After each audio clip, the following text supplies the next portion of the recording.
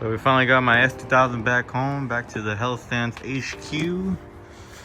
Got the case swab in there.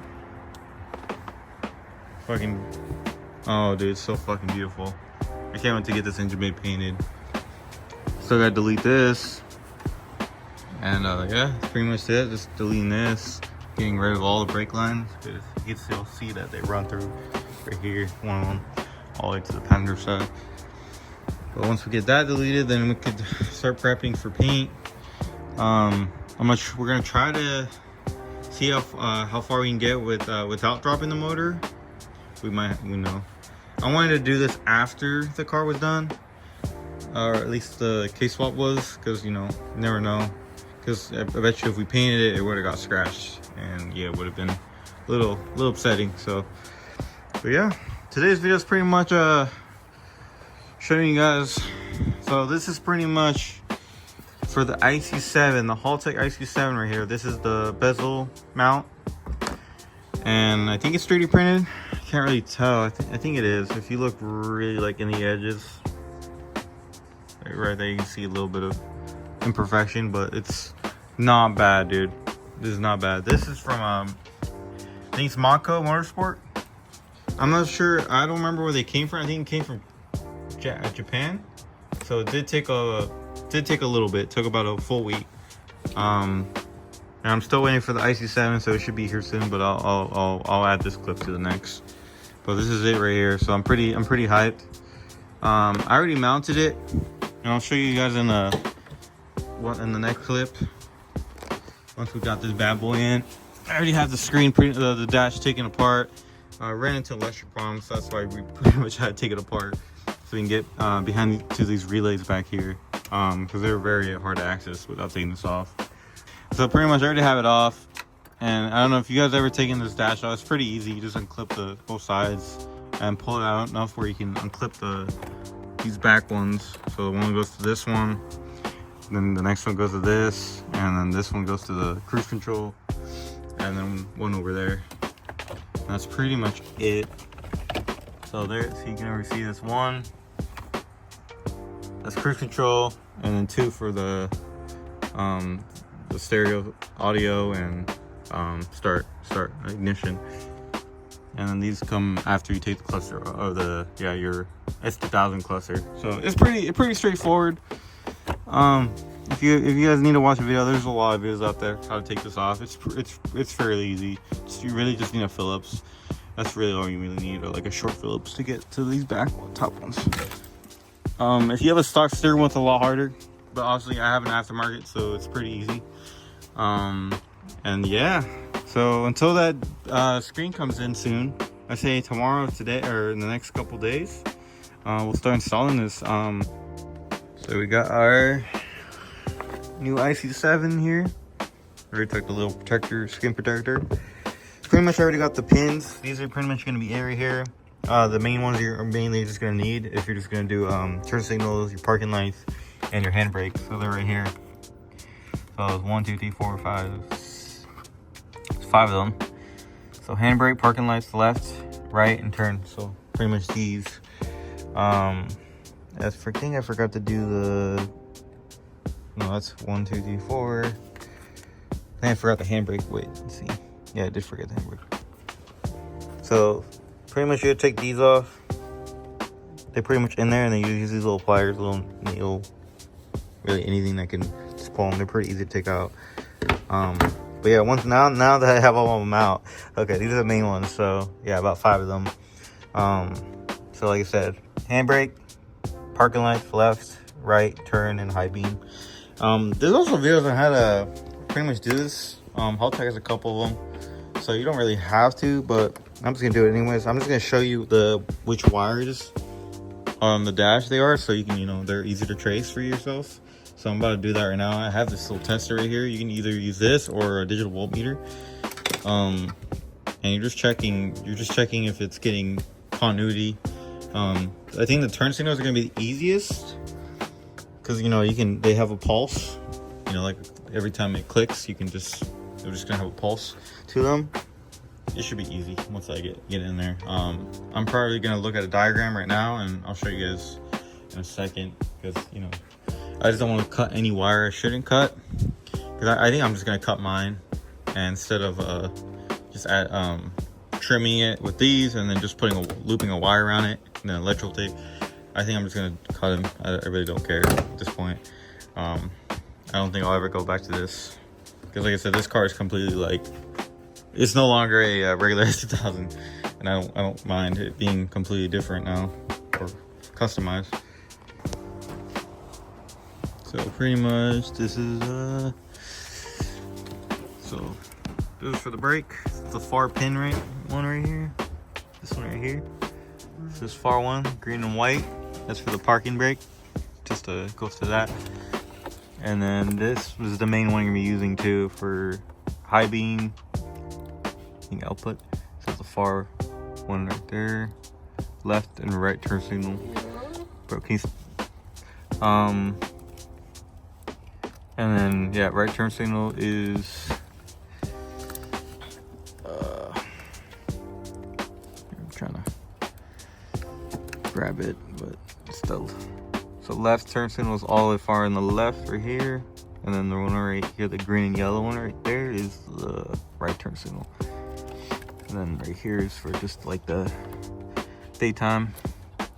Just pretty much when you do your turn your lights on, it'll should light up.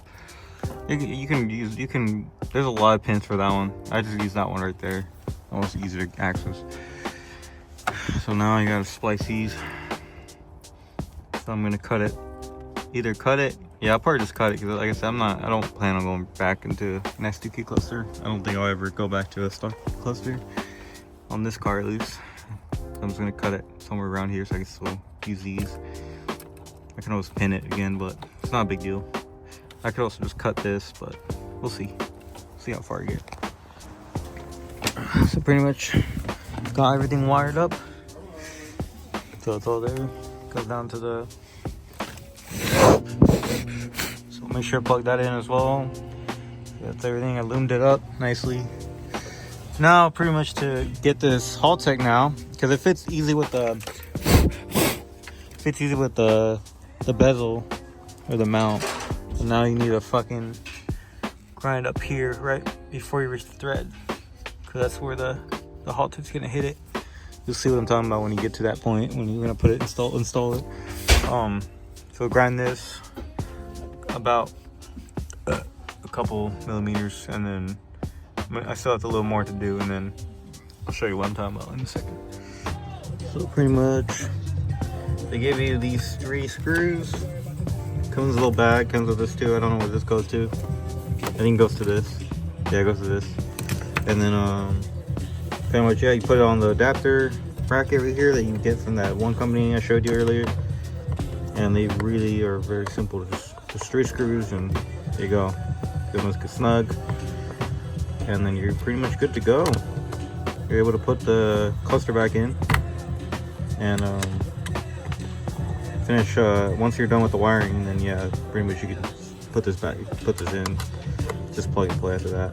You're just plugging in a harness, and you're good to go. So there we go. Now that's the Haltec installed. Mounts perfectly with these little guide pins. Same with that one. And then that's what I'm talking about right here. This little mount that goes onto the turns all the full assembly. It barely touches, so I had to grind it so it would sit flush on this side, because it was a little slant, just a little bit, not too much, just enough where it barely flush. It sits now. It's good, perfect. Now this can still line up with that. I think it should. I think so. We'll see. But yeah, there you go. Screws in. So now everything else fit good now. Now it's the fucking actual dash piece right here.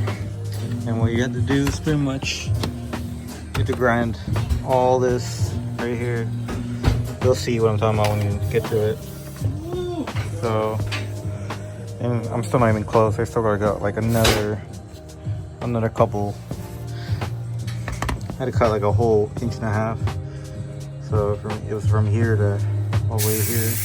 Now I gotta go at least halfway right here, all the way up to the edge right here.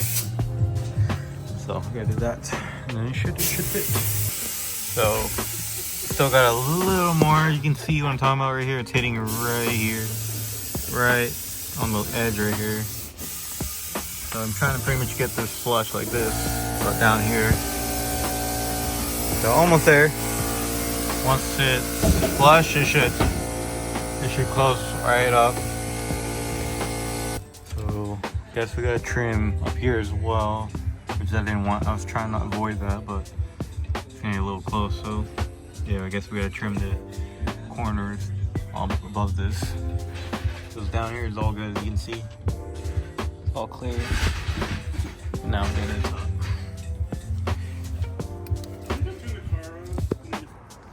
pretty much got the dash in.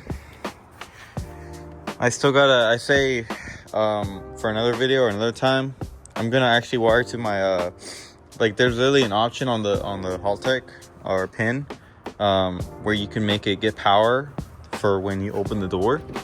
So you just gotta wire it to your door switch. So that'll so on the S2000, if you look on the cluster, like on the corner where it tells you where the door is open, you're pretty much wiring it to that pin.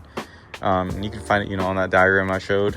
And pretty much, yeah, every time you open it, the screen will turn on, and you know, it will just turn on, but you know, and it'll show a couple of the readings.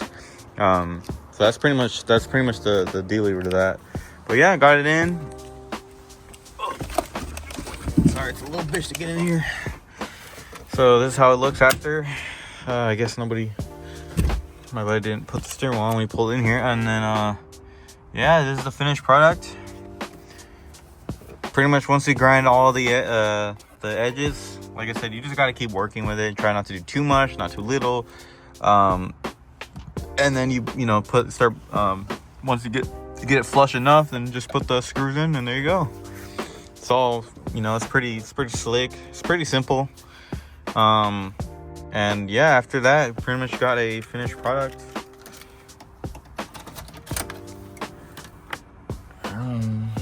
You got a finished product like this, which is very nice. Takes us, I don't know, it's always taking this long. As for this, you can figure that with the tuner. Have him, because it's pretty much for the, it doesn't detect like a dash anymore. You can have him figure that out, delete the code, so it doesn't keep doing that, because it's going to keep popping in code for that dash because of a timeout, something about the instrument cluster timeout thing. That's about it. But yeah, you can, and then pretty much once you get to this point, now I pretty much ran this little Ethernet port down here, as well as the AND that goes to the ECU. It's all right here. I still got to tug all this at the end later on, but pretty much I just put it right here so I can still access it when I need to. Because pretty much you're gonna put that yellow cord that they gave you, put it here into a laptop, and it's that one right there. And then you can pretty much download the software on Halltech, the IC7 one. It downloads pretty quick. It's not too big of a file. And then now you can pretty much adjust anything you need. You customize it, upload a you know, there's videos on how to work all these little settings. But like I said, now the e-brake works, so it goes away, comes back. Turn signals both work, and then my lights. Like I said, everything works after you know, after all that. So yeah, for anyone that's interested, I'm hoping you guys, you know, if you guys ever decide, like if your clusters always starts having problems and you know you don't want to buy a new one, you want to try something different, or you want to have no gauges, then just run this and you don't have to run anything. No gauges, no pods, just a clean, simple look like this. Like I said, the only negative thing I've had so far with this is that the fact that it's angled. So I'm pretty much, this would be where my eye level is, and if you can tell, it would need to be like you need to be looking at like this for it to be like, you can see the full like resolution. But when you like start going down, then it starts fading a little bit. So I'm pretty much seeing like a half faded screen every time because of the angle. So that has to do with that this little adapter. it's not the end of the world, but you know, for some people, if you don't like that, you know, it is what it is. I got used to it, and yeah, it's not a bad upgrade for sure. I really love it. So yeah, anytime you guys want to ever do this, go ahead, man. It was fun. It didn't take too long, other than just keep having to go back and forth and grinding with that grinder over there. And yeah, and there you go. So I hope this video helped you. You guys, you know, if you guys want to subscribe, let me know. You know, it's just there. You know, just a lonely guy with a little S2K. But yeah, I hope you guys liked the video, and peace.